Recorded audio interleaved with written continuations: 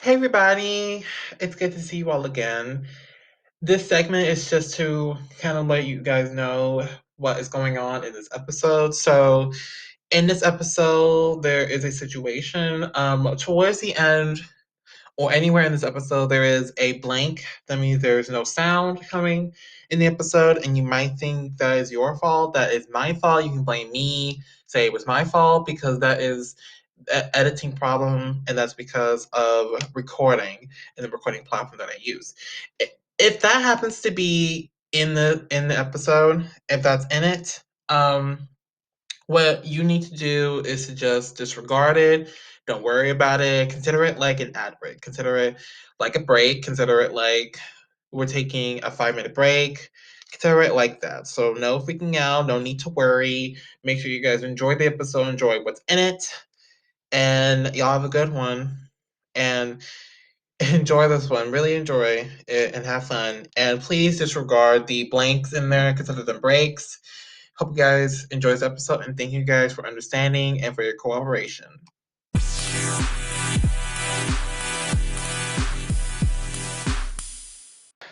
Ah, perfect. Keep recording. Perfect, perfect.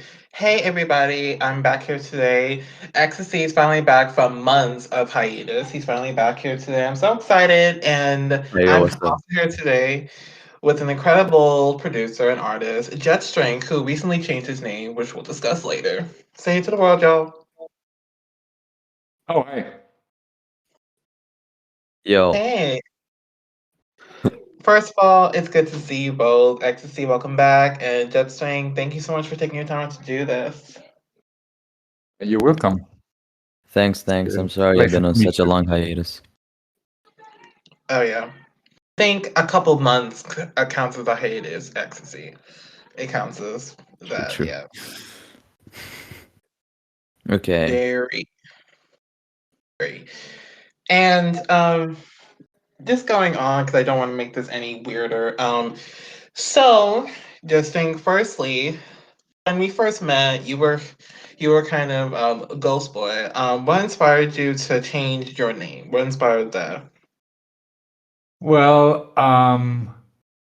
it's the truth is, when I started making music as Pull Out Betty, and I was actually playing guitars in a rock band that had like electronic influences, and I started using.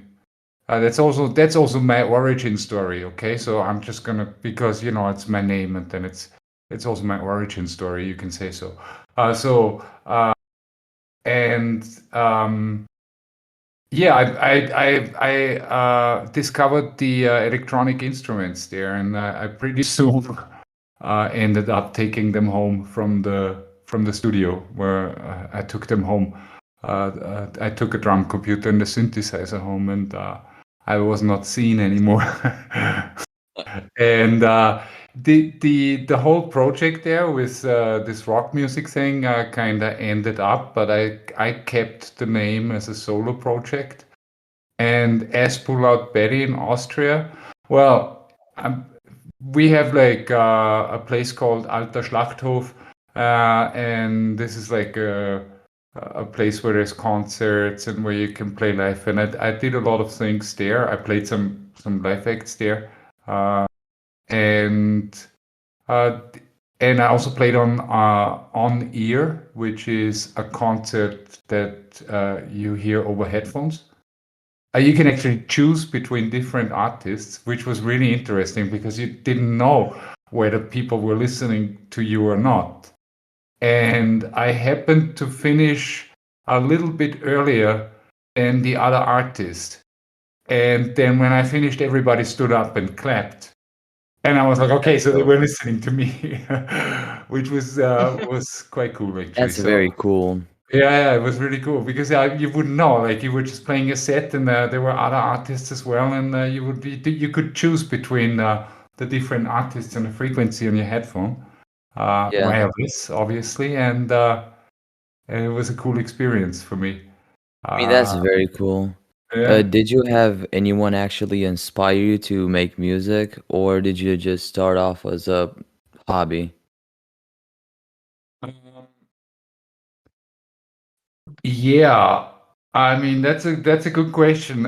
Eventually, yes. I mean there is a lot of inspiration from outside that helps me developing a style.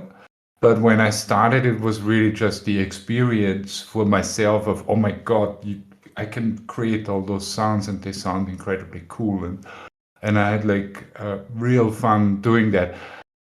But also it was very chaotic what I did back then. I mean, it was just sounds. Music, There was no real structure to it. But yeah, so I would say that the inspiration from outside came actually over time. yeah. Yeah. Music to me seems very tiring, and I know it is tiring. I've been on a break from anything related to it for a bunch of months. Like, I believe it's 2 months now, which is not that long, but still, I've been on a hiatus on here for longer. Um, what is your creative process like? Like, do you get up every day set to make a new track or a new beat, or do you do it whenever you feel like you want to? Yeah, I mean that's a good question because I have like ups and downs. Honestly, there are days where I'm very productive, and then there are days when I'm less productive, and like in terms of music. And also I have to work. Like my music doesn't get me any or not enough money anyway to survive. Right now, it doesn't. Uh, I don't think like that's another difficult question, I guess, is how much of a chance do you have in surviving in the music business, even if you are a talented and good artist. But yeah, the process is like now, for example, what I've realized is that the longer I spend with a song, the better it gets, and then there is like a point where I'm really happy. And the thing is, what I used to do earlier is I had a song pretty quickly structured, and I just wanted to push it out. And now I feel like that I don't do that anymore because I want to have a better and more perfect product, and so I keep it on my hard drive until it is really done. Yeah. Yeah, that's I think that's the main process there for me to take my time actually and to not try and push it out, but listen to it again, have a break in between, and then listen to it again. And like now, for example, I've reworked the drums of a track that, well, it was out as a work in progress. It was just to show some people something, and so it's been up there for a month or so, and now I finished it. I actually uploaded it today on SoundCloud, and it's a freaking amazing track now. I think. I mean, I've reworked. It took me 40 hours to do the drums, and I think you can hear that this is 40 hours of drum work. I hope That's so. a ton of time. Yeah. Wow. That's Yeah. dedication. It's. See, the thing is that in this particular case, there is a lot going on in the drums, and it's not just a loop. It just changes throughout the song, and the difficult thing about that, making that right, is that there is a structure to it, and that it is satisfying. That the experience of listening to those drum rolls, they are always in their time, in their moment, and it is satisfying. And I think that that's quite difficult, actually. I mean, I hope I managed to do it. I hope that it's that people can hear it. That I've really spent a lot of time in doing those drums. But yeah, Yeah, definitely. And I can tell it's been a lot for you. And yeah, it only gets better from here. It's obviously to keep getting better from there. Just going along with everything, music wise, get responses by the way. Get responses by the way. And just everything music wise, how does the musical process work? So, for you, so how does that begin? production, lyrics, all that shit. How does that musical process? Lyrics almost never really. I only use lyrics in a few songs. I hope that on some point I will either work with a singer or rapper, maybe on some projects. But for now, there's not really lyrics. How does it start? I had, for example, I started to produce short 1 minute tracks in order to make videos, and I just go and do it. I just sit there and do a 1 minute track, and then I make a little video to it, and then I posted it on Instagram. And because I thought people liked it, and actually they really did. Every time I posted one of those videos, I got like 10 to 15 new followers, and I thought that's good for my standards, and so then I thought, well, I should, work on those 1 minute tracks and then actually turn them into real tracks. And that was the whole idea behind that, was actually to make 1 minute videos that they are going to be the teasers of EP2, which is coming. And in that case, every track was just really, I just went into the studio and had the idea of doing a minute track. And it was quite good because I didn't have a big goal. So whatever came out was quick and intuitive, and I had actually some really good beats and bass lines going on in those 1 minute tracks that I later then, I still am working on them and turning them into real tracks that are longer than 1 minute.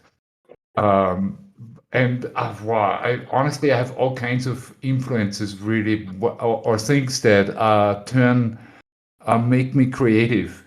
For example, walking my dog is one of those things where I suddenly have ideas. I do have ideas for melodies and music a lot, and actually lately I feel like I actually managed to really turn my ideas into sound.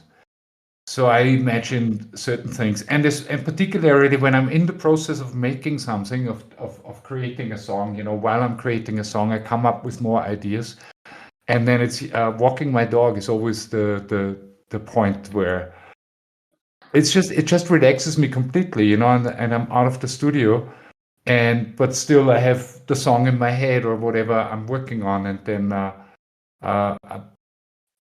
it's different for me to have this break now, because now I have a dog for like 2 years, and that has actually influenced my workflow. I feel like it's influencing me very positively because I use those walks. I take very long walks. Like I usually am out every day for 3 hours with the dog, and so I take quite long walks. Yeah. Especially with this whole pandemic, I think the walks are actually beneficial for you. How do you think that internet over real life in the pandemic has affected the music business and affected you personally? Oh, a direct effect for me was when the pandemic started. A lot of plugin developers and like the really good ones like the Native Instruments and iZotope and so on. They had a lot of offers of really cheap packages of very expensive plugins, and that was definitely a positive effect for me because I could afford very expensive synthesizers, and I mean. I honestly, the whole pandemic on a personal level, I'm completely fed up and I'm angry and it was very tough here. I've had the worst image of it as well because I live right in front of two elderly homes, I think they're called, and everybody died in those two elderly homes. There's after the lockdown, Goddamn. there was nobody alive anymore there. Goddamn. I knew people that had their parents there, and I saw the image of the people in hazmat suits taking body bags out of the elderly home, and then disinfecting, and it was really an apocalyptic image. And I mean, in the beginning or the first week or so, I didn't see that yet, right? But in the first week, I thought it was kind of cool. Nobody in the streets. I can still go outside with my dog, and I thought, yeah, it's a cool atmosphere, sort of. And I even produced a track to catch the atmosphere. It's on a different SoundCloud account, though, one of my other Yeah. alliances. Yeah, it was, but now I'm really fed up. I can't deal with it anymore. I'm just the whole distancing and the not me. I had not anybody in my home for over a year now, and it's a bit tough. And I want to keep it really strict. And also, I don't know, like we already scheduled an interview, I think 2 weeks ago or so. And we didn't have the interview because I didn't feel well, and I ended up with the doctors, and I had some checks, and it turns out I have an autoimmune disease, and so now I'm also high risk. And not only that, it's a systemic disease and it's active, so I can't get a vaccine. Yeah. And now I'm really screwed, and it pisses me off because now everybody's outside already walking around without masks because they got a vaccine. However, they can still get infected and actually pass on the virus to other people. And here I am. I'm at high risk, and I don't get a vaccine because I have a systemic autoimmune disease. And I'm like, this That shit. sucks Yeah, it bad. sucks. Yeah, it sucks. Yeah, it really I don't does. know how COVID was in Austria where you live. I don't know live it in Austria. here I in live my in Spain. I'm originally from Austria, but I live in Spain. I've been Oh, living here for some years now. oh, I mean that's actually cool. You get to have like mountains and waters near you. You're bound to. But I don't know how COVID was in there. I basically only know like 3 countries and their COVID situations. So how was it in there? How did you guys deal with the pandemic? Here, well, there was lockdown. That was the Yeah, first. So Mhm. same here. there was a complete lockdown for 3 or 4 months almost. You And you guys actually had it well compared to us. I live in Romania, which is basically Western Europe, like the yeah, utmost Western Europe. And in here, we had lockdown for a good amount of months, like half a year maybe. And yeah, then we had like we still have to wear masks inside. Outside, it's not necessary. You don't need to have a vaccine done, but it's just a mess. yeah. Well, it's a mess in the whole Mhm. world, the whole thing. Yeah. Well, I hope we're done with COVID now. Yeah, Yeah. I think everyone does. Well, it has been tough. I mean, obviously for me financially, especially because I used to, like, half of my income I earned with private classes that I can't do anymore, or I couldn't do during the whole lockdown, and now it turns out I can still not do them because I have to be careful. Mhm. I have to actually quarantine myself still. So Yeah. yeah, Mhm. and Yeah. So it's during the so tough. during the I would just wanted to say that during the pandemic, most people got bored as shit because they had to obviously stay inside, and during the lockdown especially, and even artists because they're the creative people or they're perceived to be the creative people, have usually useless talents that are never gonna use, but they have them there. What's your most useless talent? Playing Oh, computer jeez. games. I'm really good at games. I love shooting stuff. and I'm pretty good at it too. And I spent way too many Jeez. hours. This is my most useless talent. And obviously, during the pandemic, I played a lot of computer games. And I Yeah. think it was, and for example, like the track finishing that happened in the past 5 days, I was off, and so and and I was always the decision between playing computer games or going into the studio, and luckily the studio won all the time. So, and then I'm actually much happier. It satisfies me so much more. I like to achieve things in a computer game as well, but obviously it doesn't compare to making music, you know. So that's good, I think, because eventually it always wins.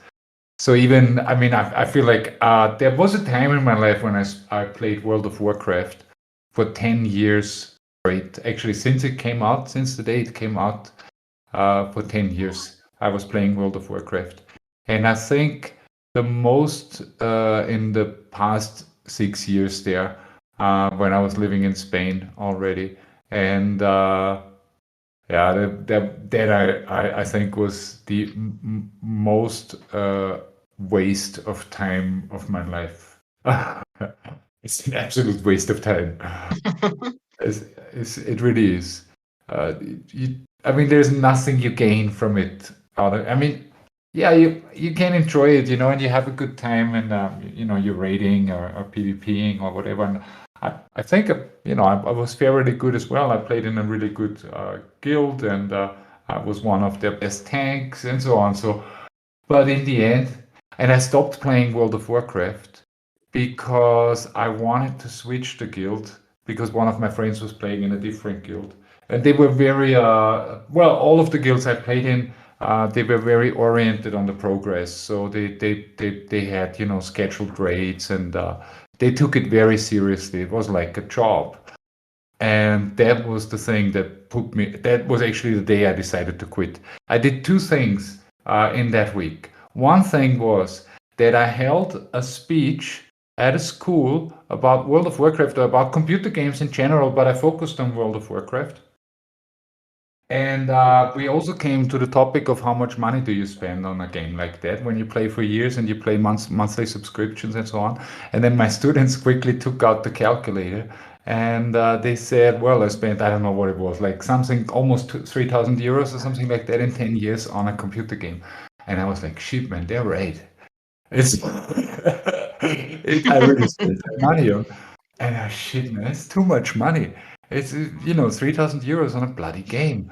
And then I had, and when I wanted to switch the guild, the other guild, the guild leader, had literally an interview with me before I could join the guild. And it was all about what you knew about the tactics of the bosses. You know, he wanted to know whether I'm a good tank or not. And that was fine. I'm a good tank. I knew all my tactics back then. But it just pissed me off, and it was then also about about the time and so on. And obviously, they preferred also me because I didn't have children. And so they had like a discussion between taking either me or another tank, and then they would eventually prefer. And I was like, shit, man, this is like a hardcore job interview where they take you because you don't have children.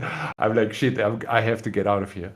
And that was the day I quit playing World of Warcraft. I realized it was like I'm paying money for that. I'm paying 3,000 euros to have a job interview, and then eventually really, you know, doing a job. Then I didn't feel like playing a game anymore. So, and yeah, I quit.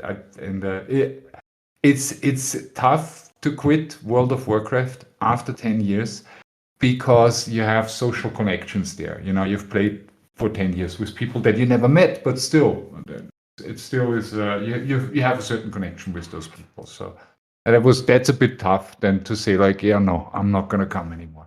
But yeah. Yeah. Yeah. I could definitely see how that could be a tough thing, but I also props to you for really handling that responsibly and also, having the courage to, quit after what, 10 years, a decade of you actually being there.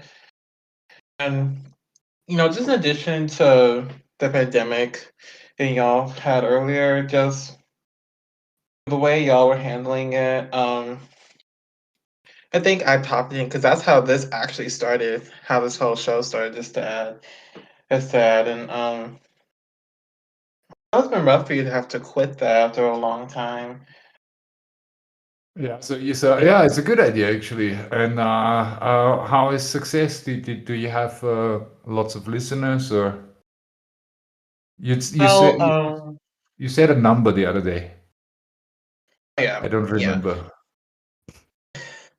Well, the total is about over 10,000 views total. And the monthly is about 100. I have to look again. Now, we started from only having about a few to like over hundreds of views. And it's mainly just me. It's mainly just me that drove this, that actually put this together. I'm the one that put it together. I'm the one that made everything. I mean, Ecstasy's a little part of it, a big part of it, actually, a little part of it. No offense, Ecstasy, no offense. Yeah, yeah, yeah. So about the podcast, when we started this, it was me and Musically. We basically did 50-50 of the work, like getting people and shit. And then shit hit the fan. I had final exams to do because I was an eighth grader. Now I'm a ninth grader. I'm a freshman. And the thing is, when my first final exam got announced, I fucking stopped again. Before that, I already had one more break because I was focusing on battle rap, which again I dropped because my final exams. And now that I'm done with everything and school is finished, I can get back, but yeah, I can confirm that Musically basically did most of the work while I was away, and even when I was here, he was the dude who was always hyped up about this and actually kept me going. So it's nothing but love to him. Okay. Thanks. Uh, Uh, thank you. Very good. Thank you. And honestly, you know, speaking about the boredom of being in pandemic, imagine my world. I'm definitely, living here in America has definitely got boring because it's very hard to go places. Most places were closed. I could barely do anything. This is where it came from. And then the purpose of the mission of it just grew, from boredom to actually giving artists a platform, like yourselves. So, that's Yeah. definitely where it comes to play.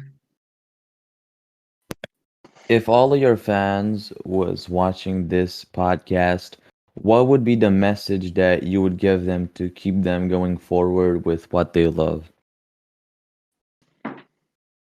Well, I mean, I think it depends on what they love. But in general, I mean, like if there are, creative people out there, my fans that are, I mean, you have to, I feel like the most important thing is when you create art or when you are creative is that you do what you love, that you don't, I literally try to create the music that I want to listen to. And I think that's what it's all about. And then, I mean, you can either be successful or not, but that's the only way to satisfy yourself is really do the thing. Like whatever, if you're painting pictures, then you paint what you want to see. If people make music, they should make the music they want to listen to. Don't ever do anything else. There is no reason to do anything else. You know what I mean? So Yeah. and if it feels like you don't get there or you're not there, then don't stop. Then just don't. Then it's just there's the next step and the next step. I mean, I don't know how. I have honestly no clue how my music is gonna arrive at how my music. I mean, I've released now the first EP, and it's actually since like today or yesterday. It's on Spotify and Apple Music and everywhere. And then I've put this EP out there without any ads or any pre-advertising or You can even, now I'm using actually the SoundCloud repost thingy, and as far as I understand, you can have your tracks pitched and you can have your tracks reposted if you plan your release in advance, right? And for my next release, I'm gonna do that.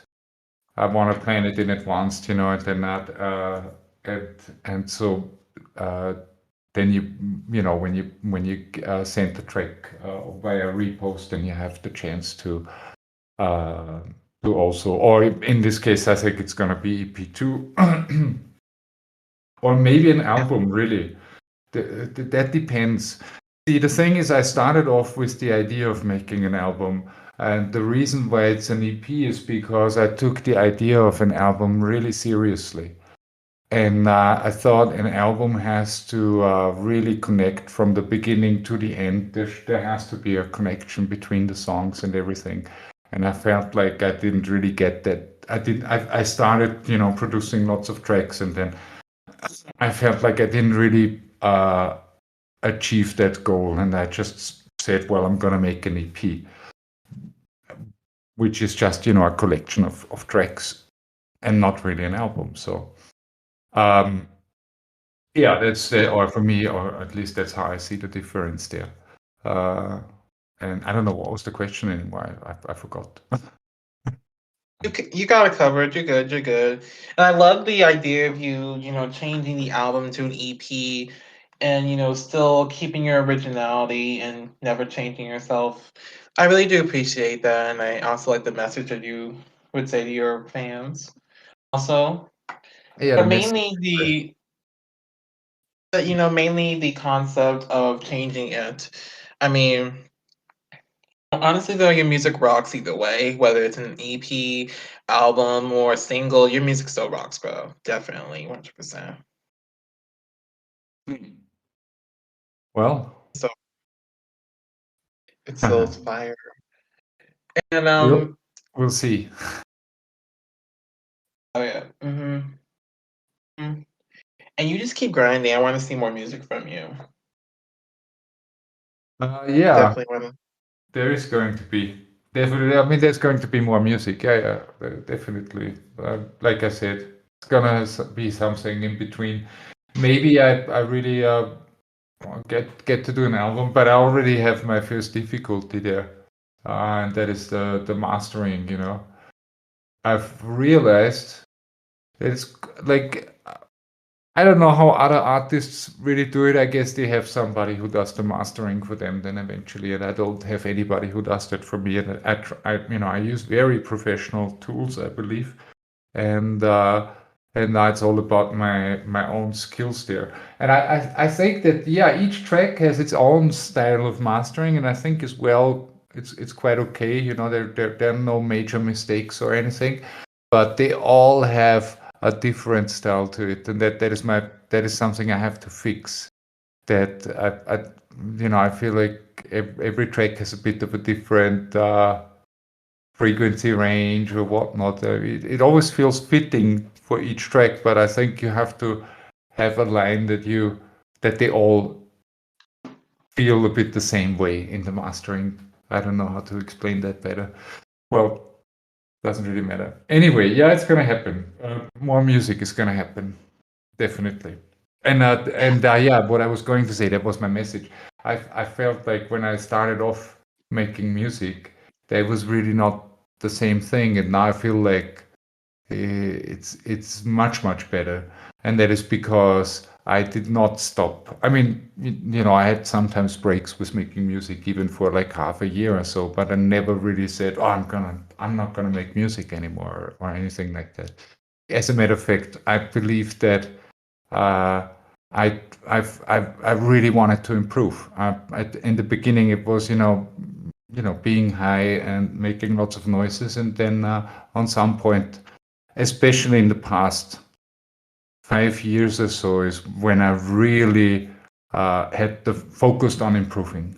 That was the idea, and now we will see. I think now I feel like this is the time where I have to I have to try and promote myself, and maybe not with EP2 still, but with not with EP1, but with the next EP, I really want to try and promote it. And well, I think for me, the biggest lesson there is I have to spend enough time to do it.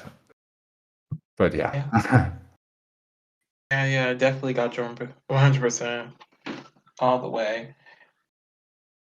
And just to follow up on everything else, I do really appreciate you taking your time out to do this. It's not easy to take time out. You're a busy man. You have things to do, you have places to be. But I really do appreciate.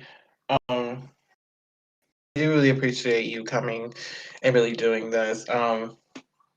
I do want to end things on a good note because Ecstasy is bugging me with these damn messages. God damn. And I do want to honestly say thank you. And I want to close the show on a good note. This is a segment called End Credits. Where this is any lastly things you would like to tell your fans, any thank yous, any lastly things you'd like to say, you're free to go for it. Oh, wow. Yeah, I guess Philip, my good friend, who has coached me in my production. Like, he's the guy I send my tracks to every time, and he's a professional musician. And he tells me what's wrong with them, and or what isn't wrong with them, and I think that for me was the biggest help in improving. Also for the people out there who are making music, this is one of the best ways I feel to improve, is to have another person that maybe is, or hopefully is, a professional musician, and that can listen. If you're a producer, if you're making tracks, sometimes you're just missing something, like a certain structure. In my case, it was really just that I didn't really have a proper structure. My melodies were not very clear, and this guy helped me really out in realizing that and in changing that. And so I think that's really good to have somebody. So yeah, credits to in my case to Philipp Zwichmeier is his name. Anyway, so yeah. No, I don't have any big credits to anybody else. My bank, who gives me money, but I don't care for my banks.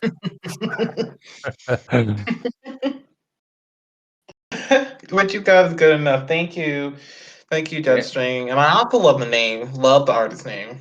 Yeah, Jetstring, right? Didn't answer the first question actually. Eventually, well, the idea of to if you want to fill that in still, of changing my name was to have something that's unique, and eventually, and something I wanted to stick with, that would roll off the tongue, and that I don't want to change anymore. So, and I think Jetstring is that. I am Jetstring. Perfect. All good. Awesome. Everybody out there, please make sure you guys check out Jetstring down below in the links provided. Make sure to check us out on social media. Everything's on Wrap It Up Podcast. And yeah, I hope you guys had a great one. This is Ecstasy's latest. Yo, And expect him to come back. Expect him in more interviews to come. facts. Hopefully you do. Hopefully you do come in more Facts. ones. All right. Well, guys, it was a pleasure. Goodbye, everybody. And hope Peace. to hear from you guys again. Peace. Yeah, definitely. We'll keep in touch. Thank you. And thank you all so much for watching. I will catch you all on the flip. Bye, y'all.